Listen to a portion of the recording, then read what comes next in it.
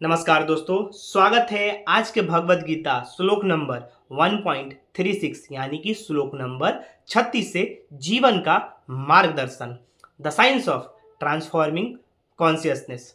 आज यानी कि 36वें श्लोक में हम अर्जुन का सही और गलत के बीच का चुनाव के संघर्ष के बारे में जानेंगे कि अर्जुन एक ऐसे कठिन संघर्ष में फंस जाता है अपने जीवन में, जहां पे उसको एक ऐसा चुनाव करना होता है जहां पे सही क्या है और गलत क्या है, सही और गलत का चुनाव करना होता है। वैसे ही आपको भी आपके जीवन में एक ऐसा समय आएगा जहां आप भी एक कठिन संघर्ष में आप फंसे होगे और वहां पे आपको अपने जीवन में भी आपको भी चुनाव करना होगा। क्या चीज का? सही और गलत का। तो आज हम सही और गलत के चुनाव के संघर्ष के बारे में इस श्लोक में जानेंगे। तो जानने से पहले हम श्लोक को पढ़ लेते हैं, श्लोक के अर्थ को जानेंगे, फिर हम आध्यात्मिक संदेश की तरफ बढ़ेंगे। तो चलते हैं, पहले श्लोक को पढ़ लेते हैं। श्लोक है, न चेत द्विधा कतर्ननो गरियो यवदा जयेम यदि वा नो जयेउ यानेव हत्वा न जिजी विषाम अस्ते अवस्थिता प्रमुखे धार्त राष्ट्र। ये श्लोक हुआ। श्लोक का अर्थ है, अर्जुन कहता है हम नहीं जानते कि हमारे लिए क्या सही है। यानी कि अर्जुन कहता है कि अर्जुन को मालूम ही नहीं है कि हम नहीं जानते कि हमारे लिए क्या सही है, यानी कि उन्हें जीतना या हारना। अर्जुन को नहीं मालूम होता है कि क्या सही है, या जीतना सही है या हारना सही है। हम कैसे उन लोगों को मार सकते हैं जिनके बिना जीने की इच्छा ही नहीं है और वे हमारे सामने खड़े हैं। अब अर्जुन के सामने ये चीज आ जाता है कि जिनके साथ उन्होंने महत्वपूर्ण अपनी जिंदगियों को बिताया, उनके साथ खेला कूदा, और वही उनके सामने खड़े हो जाते हैं। और जब खड़े हो जाते हैं तो अर्जुन सोच में पड़ जाता है कि मैं इन्हें कैसे मार सकता हूं, क्योंकि लिए वो मेरे अपने हैं। ये इस श्लोक का अर्थ है। अब हम आध्यात्मिक संदेश की तरफ बढ़ते हैं। यह श्लोक अर्जुन की गहरी मानसिक स्थिति को दर्शाता है, जिसमें वह इस बात को लेकर भ्रमित है कि अपने प्रियजनों और कर्तव्य के बीच कैसे संतुलन बनाए। अब ये श्लोक अर्जुन की गहरी मानसिक स्थिति को दर्शाता है, जैसे आपकी भी एक समय में गहरी मानसिक स्थिति को भी दर्शाता है। कैसे? कि वो इस बात को लेकर भ्रमित हो जाता है अर्जुन कि वो अपने प्रियजनों को चुने या कर्तव्यों को चुने, वो उस बीच को संतुलन को कैसे बनाए। किसी एक को ही चुनना होता है, हार को या जीत को, सही को और गलत को। आप बीच में हो, कभी भी ध्यान रखना, आप बीच में हो, कोई एक ही आप चुनाव कर सकते हो। वैसे ही अर्जुन को भी अपने प्रियजनों और कर्तव्यों के बीच कैसे संतुलन बनाए, यानी कि इन दोनों में से किसी एक को अर्जुन को चुनना होगा। वैसे ही आपकी भी जीवन में एक ऐसा समय आता है कि आपको भी संतुलन बनाना होता है, यानी कि आपको भी एक ऐसा समय आएगा जहां पे आपको भी या तो आपको प्रियजनों को चुनना होगा या आपको अपने कर्तव्य को चुनना होगा। यह संघर्ष केवल अर्जुन का नहीं है, बल्कि हर उस व्यक्ति का है जो जीवन में कर्तव्य यानी कि समाज और राष्ट्र तक सीमित और भावनाओं यानी परिवार तक सीमित के बीच फंसा हुआ है। अब यह संघर्ष केवल अर्जुन का नहीं है, यानी कि मैं आपको पहले से भी बताता हूं, हर बार बताता हूं कि अर्जुन कौन? अर्जुन की यानी कि मैं, अर्जुन यानी कि मैं, अर्जुन यानी कि ये समस्त सृष्टि में जितने भी व्यक्ति हैं अर्जुन सभी हैं। तो अर्जुन का संघर्ष केवल अर्जुन का नहीं है, ये आपका भी संघर्ष है। क्या? बल्कि हर उस व्यक्ति का है, हर व्यक्ति का है जिसको जीवन में दो चीजों के बीच संतुलन के बीच उसको चुनना होता है। क्या? कर्तव्य और भावनाओं। कर्तव्य क्या होते हैं? समाज और राष्ट्र तक सीमित, यानी कि कर्तव्य आपके ये होंगे कि आप समाज और राष्ट्र के लिए जियो, आप जो भी कर्तव्य करोगे, जो भी आप चीज कोई वर्क करोगे, तो आप समाज और राष्ट्र के लिए बहुत अच्छा चीज करके जाओगे। भावनाएं भावनाएं आपके परिवार तक सीमित हो जाती है, यानी कि आप अपने लिए करते हो और अपने सिर्फ परिवार के लिए करते हो, सिर्फ अपने परिवार के लिए जीते हो, के बीच फंसा हुआ है, यानी कि आप भी इसी बीच में फंसे हुए होते हो। तो आपको भी एक ऐसा समय आएगा, एक ऐसा कठिन संघर्ष आएगा जहां पे आपको भी चूज करना होगा। आप बीच में रहोगे और आपको कोई एक ही चूज करना होगा, क्या? कर्तव्य या भावनाएं, यानी कि समाज, राष्ट्र या परिवार तक सीमित। ये दोनों में से कोई आपको चूज करना होगा, और यही यही अर्जुन फंसा हुआ है, यही इसी के बीच में अर्जुन फंसा हुआ है, और इसी के बीच में आप भी फंसे हुए हो कि मैं कौन सा चुनूं, कर्तव्य चुनूं कि भावनाएं चुनूं।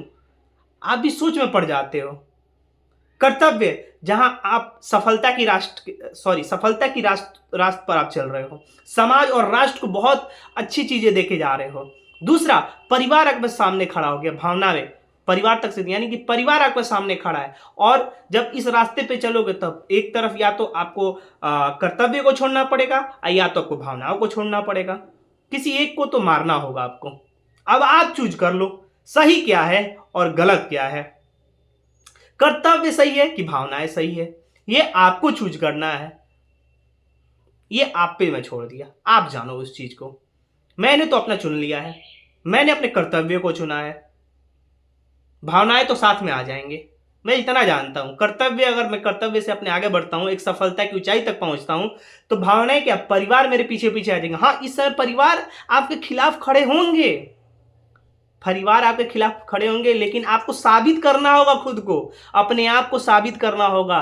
और जिस दिन अपने आप को आपने साबित किया, उस दिन क्या, ये पूरा पूरा समाज, क्या पूरा सृष्टि आपके साथ हो जाएगी। और जिस समय आपके साथ सृष्टि हो जाएगी ना, जिस समय आपके साथ सृष्टि आ जाएगी ना, आपको कोई रोक नहीं सकता। आपके पीछे पीछे आपका परिवार, क्या, ये पूरा समाज आपके साथ खड़ा हो जाएगा। ये पूरा प्राकृतिक, ये जो प्राकृतिक है ना, ये भी आपको सपोर्ट करने लगेंगे। तो आपको निर्णय लेना है कि सही क्या है, गलत क्या है, यानी कि आपको चूज करना है कर्तव्य या भावनाएं। ये मैं आपके ऊपर छोड़ता हूं। यह श्लोक तुम्हें यह सिखाता है कि कभी कभी जब तुम अपने सबसे करीबी लोगों के खिलाफ खड़े होते हो, तो तुम्हारा मन तुम्हें सही और गलत के बीच उलझा देता है। अब ये श्लोक हमें सिखाता है कि कभी कभी जब हमारे अपने करीबी, मतलब हमारे सबसे करीबी, हमारा परिवार ही होता है सबसे करीबी, हमारे दोस्ती होते हैं जो सबसे करीबी होते हैं, हम जिनसे प्यार कर रहे होते हैं वही हमारे करीबी होते हैं, और कोई नहीं होता है, वही हमारे करीबी है। हमारा परिवार ही हमारा करीबी है, हमारा प्यार ही हमारा करीबी है, हमारे दोस्त ही हमारे करीबी है, और वही आपके खिलाफ खड़े हो जाते हैं। तो ये जो मन है ना, ये जो मन, वो मन आपको उलझा देता है, क्या, सही और गलत के बीच। ये जो मन है ना, मन आपको ऐसा उलझाएगा ना, क्षण क्षण क्षण भिंगुर है, ऐसे ही कुछ शब्द आते हैं, क्षण भिंगुर, जो आपका मन कभी ये कर ले, कभी मन वो कर ले, वैसे ही मन आपको इस बीच भी फंसाएगा, आपको कर्तव्य और भावनाओं के बीच में भी फंसाएगा। क्षण भर में बताएगा कि कर्तव्य सही है, क्षण भर में आपको समझाएगा कि भावनाएं सही हैं, लेकिन आपको चूज करना है। आप तो इतना समझदार हो ना कि कर्तव्य सही है या भावनाएं सही हैं। तो ये संघर्ष करा देता है आपके बीच। ये मन जो है ना, मन बड़ा खतरनाक चीज है, समझ जाना, बहुत खतरनाक चीज है। अगर मन आपके काबू में नहीं है तो, अगर आप मन के काबू में हो, तब तो आपको बहुत अच्छा से फंसाएगा, ऐसा फंसाएगा ना कि आप पानी भी नसीब नहीं होगा। मैं क्या बोलूं इस चीज को, मन को समझ जाओ आप। मन पे कभी एक वीडियो बनाऊंगा तो आप समझ जाना। खैर, आगे बढ़ते हैं, उदाहरण के तौर पे देखते हैं बहुत अच्छे डॉक्टर भीमराव अंबेडकर का संघर्ष, उनके बारे में हम उदाहरण के तौर पे लेते हैं। डॉक्टर भीमराव अंबेडकर का जीवन इस श्लोक के सार को वास्तविक रूप में प्रदर्शित करता है। ये श्लोक उन पे प्रेरित है, डॉक्टर भीमराव अंबेडकर पे। देखते हैं आगे कैसे। अंबेडकर जी को अपने जीवन में कई बार ऐसे संघर्षों का सामना करना पड़ा जहां उन्हें अपने समाज, धर्म और अपने लोगों के भविष्य और अपने व्यक्तिगत भावनाओं, परिवार और लाभ के बीच निर्णय लेना था। ऐसे ही सेम जैसे अर्जुन संघर्ष में फंसा हुआ है, जहां उसको सही और गलत का चुनाव करना है, जैसे आप फंसे हुए हो अपने जीवन के संघर्ष में, कठिन संघर्ष में, जहां आपको भी सही और गलत का चुनाव करना है। तो आप अंबेडकर जी के जीवन को देख लो, उन्होंने उस कठोर संघर्ष को कैसे पार किया, कैसे और सही और गलत के बीच को निर्णय लिया, कैसे कि उन्होंने भी कई ऐसे संघर्षों का सामना किया जहां वो अपने समाज, धर्म, अपने लोगों के भविष्य और अपने व्यक्तिगत भावनाओं, परिवार और लाभ के बीच उनको भी निर्णय लेना था। कैसे, देखते जाइए। उन्होंने अपनी उच्च शिक्षा प्राप्त करने के बाद अपने समाज के लिए न्याय और समानता की लड़ी। यानी कि अंबेडकर जी अपनी उच्च शिक्षा प्राप्त करने के बाद वो एक समाज के लिए न्याय, मतलब समाज के लिए, भावनाओं के नहीं, वो समाज के लिए लड़े और न्याय और समानता के लिए लड़ाई लड़ी। न्याय सर्वोपरि रहे, समानता सबके लिए एक बराबर रहे। वो अंबेडकर जी ऐसे लड़े, न्याय सबके लिए एक बराबर, समानता सबके लिए एक बराबर, उसके लिए लड़ाई लड़ी। न्याय सबके लिए अलग नहीं होता है, और समानता यानी कि सब कोई इस सृष्टि में जितना लोग रह रहे हैं, या सृष्टि में जितने भी व्यक्ति हैं, सबको एक बराबर देखा जाए। ये नहीं कि वो ब्राह्मण है, ये नहीं कि वो क्षुद्र है, ये नहीं कि ये, मतलब समाज के प्रति ऐसे ऐसे धर्म भी निकल गए ना, मैं क्या बताऊं।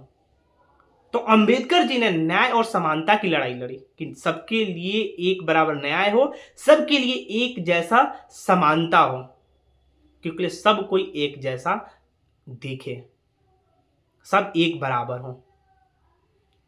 सबसे महत्वपूर्ण क्षण तब आया जब उन्हें हिंदू धर्म के भीतर सुधार करने का अवसर मिला। और सबसे जो महत्वपूर्ण क्षण जो आया, उन्होंने हिंदू धर्म के भीतर वो सुधार करने का उन्हें अवसर मिला। लेकिन अंबेडकर ने देखा कि यह धर्म जो सदियों से उनके समाज को दबाता आ रहा था, उसमें सुधार की संभावना बेहद कम थी। लेकिन इस कठोर संघर्ष में अंबेडकर जी ने यह देखा कि ये जो धर्म है वो सदियों से उनके समाज के लिए वो दबाते आ रहे हैं, और उन्होंने ये देखा कि ये जो सुधार की संभावना है ना, वो बेहद कम थी। लेकिन उनके सामने सबसे बड़ा द्वंद्व था, यानी कि सबसे बड़ी जो लड़ाई थी, वह क्या था? वह धर्म जिसमें उनका जन्म हुआ, क्या वो उसे त्याग सकते हैं? अब उनके ऊपर था कि वो जिस धर्म में उनका जन्म हुआ था, क्या उसे त्याग सकते हैं? अंबेडकर जी अपने आप से वो सवाल पूछ रहे हैं। क्या वो अपने समाज के हित के लिए इस बलिदान को स्वीकार कर सकते हैं? और वो अपने आप से पूछ रहे हैं क्या वो अपने समाज के हित के लिए, यानी कि जो समाज है उस समाज के हित के लिए क्या वो बलिदान, यानी कि खुद का बलिदान वो स्वीकार कर सकते हैं? ये वो खुद अपने आप से पूछ रहे हैं। एक समय भी आपको भी ये पूछना होगा कि क्या आप जिस धर्म में पैदा हुए हो, क्या आप उस धर्म को त्याग सकते हो? आप भी अपने आप से पूछना। डर आएंगे, लेकिन पूछना अपने आप से। और वैसे ही जैसे अंबेडकर जी अपने आप से पूछ रहे हैं कि क्या समाज के हित के लिए क्या वो खुद को बलिदान दे सकते हैं? आप भी अपने आप से पूछिए। उनका यह संघर्ष अर्जुन के द्वंद्व से मिलता जुलता था, यानी कि अर्जुन का जैसा संघर्ष है, वैसे ही अंबेडकर जी के संघर्ष से दोनों समान है, मतलब एक जैसा ही था। जहां उन्हें यह तय करना था कि अपने भावनात्मक संबंधों, यानी कि व्यक्तिगत धर्म को छोड़कर क्या वह अपने समाज के लिए एक नई राह चुन सकते हैं। अब जैसे अर्जुन को भी सही गलत का चुनाव करना था, वैसे ही अंबेडकर जी को भी सही और गलत का चुनाव करना था। क्या तय करना था? कि वो अपने भावनात्मक संबंध, यानी कि व्यक्तिगत धर्म, जिस धर्म में वो रह रहे थे, जिसे वो अपना परिवार मान रहे थे, क्या उस धर्म को छोड़ सकते हैं? क्या वो अब एक समाज को नई रास्तों पर ले जाने के लिए, नई ऊंचाइयों को रास्तों पर ले जाने के लिए क्या उस नई राह को चुन सकते हैं? अंबेडकर जी का भी यही सवाल था अपने आप से। अंततः अंबेडकर ने अपने समाज के भविष्य और उनके कल्याण के लिए बौद्ध धर्म अपनाया, एक ऐसा निर्णय जो इतिहास में उनके नेतृत्व और साहस का प्रतीक बन गया। और वो जिस धर्म में रह रहे थे उस धर्म को उन्होंने त्याग दिया, एक कठिन संघर्ष का उन्होंने बलिदान दिया। और अंबेडकर जी ने समाज के कल्याण के लिए बौद्ध धर्म को अपनाया और इतिहास में एक ऐसा नेतृत्व और साहस का प्रतीक बन गए जो आपके सामने है, जो आप देख रहे हो, जिन्होंने संविधान को लिखा, जो आपके सामने है। त्यागने के बाद वो किस ऊंचाइयों पे पहुंचे, इस सृष्टि में उनको कैसे पूजा जाता है, ये आपके सामने है। ये उदाहरण है, आप भी समझो। जब भी आप कठिन संघर्ष में फंसो तो आप भी सही और गलत के बीच कभी भी सही का चुनाव करना। कभी भी भावनात्मक स्थितियों में कभी भी आप चुनाव मत करना, कभी भी मत करना भावनात्मक स्थितियों में। डॉक्टर अंबेडकर का यह निर्णय हमें सिखाता है कि कभी कभी व्यक्तिगत भावनाओं और परंपराओं से ऊपर उठकर कर्तव्य को प्राथमिकता देनी होती है। यानी कि अंबेडकर जी का जो ये निर्णय था, उससे हमें ये सीखना चाहिए कि कभी कभी अपनी व्यक्तिगत भावनाएं, यानी कि अपने परिवार, यानी कि अपने समाज, अपने परंपराएं, जो ये पुरानी परंपराएं चली आ रही है, उससे आपको उठना पड़ेगा और अपने कर्तव्य को प्राथमिकता, यानी कि सर्वोपरि उसको आगे बढ़ाना होगा, यानी कि अपने कर्तव्य को प्राथमिकता देना पड़ेगा। वैसे ही अर्जुन की तरह अंबेडकर ने भी अपने समाज के कल्याण के लिए कठिन निर्णय लिया और अपने कर्तव्यों का पालन किया। सेम अर्जुन की तरह ही अंबेडकर जी भी ने समाज के लिए, समाज के कल्याण के लिए कठिन निर्णय लिया और अपने कर्तव्यों का पालन किया। आप भी अर्जुन की तरह, अंबेडकर जी की तरह आप भी समाज के कल्याण के लिए हमेशा आप सही का चुनाव, यानी कि कठिन निर्णय लीजिए और अपने कर्तव्यों का पालन कीजिए। एक और उदाहरण से समझाते हैं। इसके अलावा एक और उदाहरण है। कल्पना कीजिए कि तुम एक राजा हो। कल्पना कीजिए कि आप एक राजा हो। तुम बहुत न्यायप्रिय और जनसेवक राजा हो। यानी कि आप एक न्यायप्रिय, यानी कि न्याय को सबसे सर्वोपरि, और जनसेवक राजा हो, यानी कि समाज में जो लोग रह रहे हैं उनके सेवक आप हो। परंतु तुम्हारे राज्य में एक ऐसा समय आया जब तुम्हारे अपने भाई और कुछ करीबी मित्र सत्ता के लालच में तुम्हारे खिलाफ हो गए। परंतु तुम्हारे राज्य, यानी कि परंतु आपने अपने आप को एक राजा समझा और आप एक न्यायप्रिय और जनसेवक राजा हो।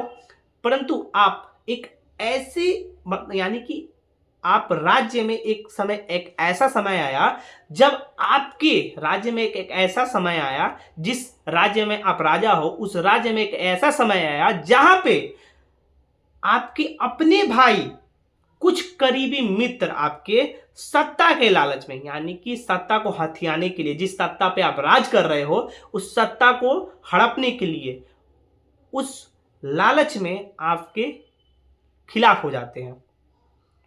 अब निर्णय नहीं ले पा रहे हो कि क्या तुम अपने राज्य और लोगों के हित के लिए इन अपनों से लड़ सकते हो या नहीं। अब आप सोच में पड़ जाते हो कि छोड़ो, मेरे दोस्ती है ना, मेरे अपने भाई है ना, मेरे अपना ही परिवार ही है ना, क्या हुआ मुझे धोखा दे दिया तो। आप ऐसा सोचने लगते हो। लेकिन नहीं, जहां पे गलत है वहां पे वो गलत है और आपको गलत के खिलाफ खड़ा होना होगा, सही का साथ देना होगा। वैसे ही आप क्या होता है कि आप निर्णय नहीं ले पाते हो। मैंने अभी बता दिया कि आप सोचते हो कि अपना ही है ना, धोखा दे दे तो क्या हो गया। आप ऐसे सोच में पड़ जाते हो, यार मेरे अपने हैं। आप उस भ्रम में फंस जाते हो, भावनात्मक स्थिति में पहुंच जाते हो आप। और आप क्या करते हो, आप सोचने लगते हो कि राज्य और लोगों के हित के लिए अपने इन अपनों के लिए लड़ सकते हो या नहीं। मतलब राज्य में जो लोग रह रहे हैं, क्या आप उनके लिए लड़ रहे हो या आप अपने भाइयों के लिए लड़ रहे हो या अपने मित्रों के लिए लड़ रहे हो। अब आपको निर्णय लेना होता है। लेकिन आपको निर्णय लेना होता है क्या, सही और गलत के बीच में। यानी कि जो आपके साथ गलत कर रहा है उसको आप सजा दो। अगर आप राजा हो तो, एक न्यायप्रिय हो, न्यायप्रिय और जनसेवक राजा हो, तो जो कोई भी गलत हो, चाहे आपका परिवार का ही कोई कोई क्यों ना हो, चाहे आपका कोई मित्र ही क्यों ना हो, अगर वो गलत कर रहा है तो गलत का साथ कभी मत दो। तुम्हारे मन में यह द्वंद है कि तुम अपने परिवार को कैसे मार सकते हो, भले ही वे गलत हो। मैंने बोला ना, आपके मन में द्वंद चलने लगता है कि मेरा परिवार ही है ना, छोड़ो गलत हो गया तो क्या हो गया। आप ये सोचने लग सकते हो कि मैं उसे कैसे मार सकता हूं, भले ही वो गलत हो। तो गलत का कभी साथ नहीं देना है, चाहे कोई भी हो। जिंदगी की इस कठिन संघर्ष में आपको हमेशा सही और गलत का चुनाव करना ही होता है। और जहां आप गलत का चुनाव किए तो आपका सर्वनाश वहीं से शुरू हो जाता है। अगर आपने गलत का चुनाव किया है तो वहीं से संघर्ष, वहीं से आप खत्म हो जाते हो। सही का चुनाव करोगे तो आप एक ऐसी ऊंचाइयों पर पहुंचोगे ना, जो आप कभी आपने कल्पना नहीं की है। समझ जाइए इस बात को। भले ही वे गलत हो, तुम उस उलझन में हो कि क्या अपने कर्तव्य को निभाना सही है या अपने रिश्ते को बचाना। अब आप उलझन में फंस जाते हो क्या, कि मैं अपने कर्तव्य की निभाऊं या अपने रिश्तों को बचाऊं। तो आप अपने कर्तव्य को निभाइए। गलत है, गलत का साथ मत दीजिए, सही का साथ दीजिए। आखिरकार तुमने सोचा कि अगर तुम अपने कर्तव्य से मुंह मोड़ते हो तो तुम्हारा राज्य बर्बाद हो जाएगा और लोगों का विश्वास टूट जाएगा। आखिरकार क्या होता है कि आप सोच लेते हैं कि अगर आप अपने कर्तव्यों से मुंह मोड़ते हो तो आपका राज्य क्या होगा, बर्बाद हो जाएगा। तो आप कभी भी अपने कर्तव्य से मुंह मत मोड़िए। अगर आप अपने कर्तव्य से मुंह मोड़ते हैं तो आपका भी बना बनाया हुआ राज्य बर्बाद हो जाएगा। आपका पर आपसे लोगों का विश्वास टूट जाएगा। जो आपने कई वर्षों से, कई कठिन कठिन संघर्षों से आप उस गुजर के आपने जो एक राज्य बनाया है और लोगों को अपने प्रति विश्वास बनाया है, उस विश्वास को कभी आप टूटने मत दीजिएगा। आपको अपने कर्तव्यों से मुंह मोड़ना नहीं है। तुमने अपनी व्यक्तिगत भावनाओं को नियंत्रित कर अपने कर्तव्य को प्राथमिकता दी, यह जानते हुए कि सत्य, राष्ट्र और समाज के प्रति कर्तव्य पर चलना ही तुम्हारा सबसे बड़ा धर्म है। और आपने अपने व्यक्तिगत भावनाओं को नियंत्रित किया और आपने सही का साथ दिया, यानी कर्तव्य को प्राथमिकता दी, यह जानते हुए कि सत्य, राष्ट्र और समाज के प्रति कर्तव्य पर चलना ही तुम्हारा सबसे बड़ा धर्म है। तो इसीलिए आप हमेशा सत्य, राष्ट्र और समाज के प्रति कर्तव्य पर चलने का आप सही निर्णय लो, आप आगे बढ़ो। अब इससे हम सीख क्या लेते हैं वो बता रहा हूं मैं आपको। सीख ये है कि जीवन में कई बार तुम्हें भी ऐसा लगेगा कि तुम्हारे अपने लोग ही तुम्हारे सामने खड़े और तुम निर्णय नहीं ले पा रहे हो कि सही क्या है। ऐसे ही इस श्लोक से, इस आध्यात्मिक संदेश से, अर्जुन के, भीमराव अंबेडकर के बातों से जान के हमें ये सीख लेना चाहिए कि जीवन में भी आपका जीवन में भी आप एक ऐसे संघर्ष में फंसे होगे जहाँ पे आपके अपने ही लोग सामने खड़े होंगे और आप निर्णय नहीं ले पाए होगे कि सही क्या है और गलत क्या है। लेकिन हमेशा आप याद रखना है, लेकिन याद रखो, तुम्हारा कर्तव्य और समाज का कल्याण हमेशा व्यक्तिगत भावनाओं से ऊपर होता है। लेकिन हाँ, हमेशा याद रखिएगा, कर्तव्य और समाज हमेशा सर्वोपरि होता है, यानी कि सबसे ऊपर होता है, और भावनाएं सबसे नीचे होता है, यानी कि व्यक्तिगत जो भावनाएं होती हैं उससे आपको ऊपर, यानी कि कर्तव्य और समाज के कल्याण के लिए आपको काम करना पड़ेगा। अब यानी कि नेतृप्रेन्योरशिप, यानी कि बेस्ट भारत और नेतृत्व में कैसे लागू करें, मतलब आप अपने जीवन में ये इस नेतृत्व में कैसे आप लागू करो वो मैं बता रहा हूं। एक सच्चा, यानी कि एक सच्चे नेतृप्रेन्योर को अपने व्यक्तिगत भावनाओं और बड़े उद्देश्यों के बीच संतुलन बनाना आना चाहिए। यानी कि एक सच्चे नेतृप्रेन्योर और एक सच्चे नेतृप्रेन्योर अपने व्यक्तिगत भावनाओं और बड़े उद्देश्यों के बीच संतुलन बनाना आना चाहिए। कि आप व्यक्तिगत भावनाएं क्या और बड़े उद्देश्य क्या हैं, इन दोनों के बीच आपको संतुलन बनाना होगा। जब तुम व्यवसाय में हो, यानी कि जब भी आप व्यवसाय में हो, जहां तुम्हें जब तुम व्यवसाय में हो तो कई बार तुम्हें ऐसे कठिन निर्णय लेने पड़ते हैं जहां तुम्हें यह समझ नहीं आता कि तुम्हारे लिए क्या सही है, आराम या संघर्ष, व्यक्तिगत लाभ या सामाजिक योगदान। यानी कि आप एक व्यवसाय में हो और कई बार आपको ऐसे कठिन निर्णय लेने पड़ेंगे जहां आपको समझ नहीं आता कि आपके लिए क्या सही है, यानी कि आराम या संघर्ष, कि आप आराम करो कि संघर्ष करो। आपको एक व्यवसाय में आपको निर्णय लेना पड़ेगा, कठिन निर्णय लेना पड़ेगा। इस संघर्ष के दौर में आपको निर्णय लेना पड़ेगा कि हम आराम करें कि संघर्ष करें, व्यक्तिगत लाभ लें या सामाजिक योगदान दें। आपको अपने आप से पूछना पड़ेगा कि हम अपना योगदान देखें कि या समाज के प्रति योगदान देखें। अगर तुम व्यक्तिगत आराम और छोटी सफलताओं में उलझे रहोगे तो तुम कभी अपने बड़े आत्मिक, सामाजिक और राष्ट्र के प्रति लक्ष्य तक नहीं पहुंच पाओगे। अगर आप अपना आराम यानी कि अपना व्यक्तिगत आराम अगर आपने देखा छोटी सफलताओं में अगर आप उलझे रहोगे तो कभी भी आप अपने अंदर के आत्मा को नहीं जान पाओगे, समाज को नहीं जान पाओगे, इस राष्ट्र के बारे में आप नहीं जान पाओगे और उस लक्ष्य के प्रति आप भटक जाओगे, उस लक्ष्य के प्रति आप पहुंच ही नहीं पाओगे।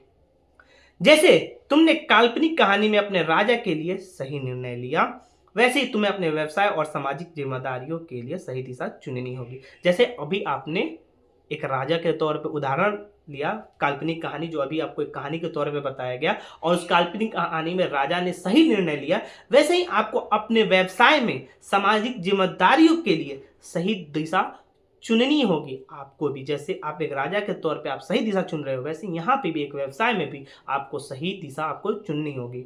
तुम्हारे आसपास के लोग कई बार तुम्हें मार्ग में बाधा बन सकते हैं, परंतु एक सच्चे लीडर की पहचान होती है कि वो अपने उद्देश्यों के प्रति निष्ठावान रहता है। आपके आपकी एक व्यवसाय में कठिन संघर्षों के बीच जो आपके आसपास के कई लोग आपकी आप सफलता के रास्ते में चलेंगे तो उस सफलता के रास्ते में, वो मार्ग के रास्ते में वो बाधा बनेंगे। लेकिन एक सच्चा लीडर वही होता है जो अपने उद्देश्यों के प्रति हमेशा निरंतर निरंतर परिश्रम यानी कि निष्ठावान रहता है। वो निरंतर प्रयास करते रहता है और वो आगे बढ़ते जाता है और एक सफलता की ऊंचाइयों पर पहुंचता है। अब हम देखते हैं आत्मिक जागरूकता का संदेश। इस श्लोक का सबसे महत्वपूर्ण संदेश यह है कि कभी कभी तुम्हें अपने व्यक्तिगत मोह और भावनाओं से ऊपर उठना होता है ताकि तुम अपने आत्मिक और सामाजिक उद्देश्यों को पूरा कर सको। यह श्लोक हमें सबसे महत्वपूर्ण संदेश ये दे रहा है कि कभी कभी हमें अपने व्यक्तिगत मोह यानी कि हमें जिससे लगाव है, यानी कि मुझे अपने व्यक्तिगत मोह यानी कि परिवार के प्रति, इन सभी चीज़ों को और भावनाओं को उससे ऊपर उठना होगा, यानी कि इन चीज़ों को दबाना होगा ताकि हमारे अंदर के आत्मिक यानी कि मैं अपने अपने आप को जान सकूं, यानी कि अपने आत्मा को जान सकूं और आत्मा को जानकर ये जो सामाजिक उद्देश्यों को पूरा कर सकूं। यह संघर्ष आत्मा का होता है और ये संघर्ष आपके खुद का अंदर के आत्मा का होता है, जहां तुम्हें यह तय करना पड़ता है कि तुम किस रास्ता पर चलोगे, जहां पे आपको तय करना पड़ेगा कि आप किस रास्ते पर चलोगे, व्यक्तिगत मोह या आत्मिक जागरूकता का आपको चूज करना होता है। अपनी आत्मा के अंदर से जो आवाज आएगी उसको आप चूज कीजिए, व्यक्तिगत मोह का या आत्मिक जागरूकता का। आपको खुद ही महसूस हो जाएगा, आपके अंदर से जो आत्मा आपको बताएगी। यानी कि आप एक और संदेश यानी कि तुम्हारी आत्मिक मार्ग, अब आत्मिक मार्ग कैसे आपको बताती है मैं आपको बता रहा हूँ, मेरे गुरु जो बताते हैं। सच्चा नेतृप्रेन्योर वह होता है जो व्यक्तिगत हितों से ऊपर उठकर अपने सामाजिक और आत्मिक उद्देश्यों को पूरा करने की दिशा में कदम बढ़ाता है। यानी कि सच्चा नेतृप्रेन्योर यानी कि सच्चा व्यवसायी जो व्यवसाय कर रहा है वो व्यक्तिगत हितों से यानी कि अपने परिवारों को, अपने जो भावनात्मक स्थिति होती है उससे ऊपर उठकर समाज और आत्मिक यानी समाज के प्रति और आत्मिक यानी कि अपने अंदर से जो आत्मिक आपके उद्देश्य हैं उसको पूरा करने की दिशा में आगे बढ़ना चाहिए। और तुम्हारा मार्ग कठिन होगा परंतु वही आत्मिक जागरूकता का सच्चा मार्ग है। यानी कि आपका मार्ग, चलने वाला जो रास्ता है वो कठिन होगा, कठिन संघर्षों से भरा होगा, लेकिन यही आत्मिक यानी कि जो अंदर से जो आपकी आत्मिक या जो अंदर से आत्मा की ऊर्जा जो जागरूक होगी वही आपका सच्चा मार्ग होगा।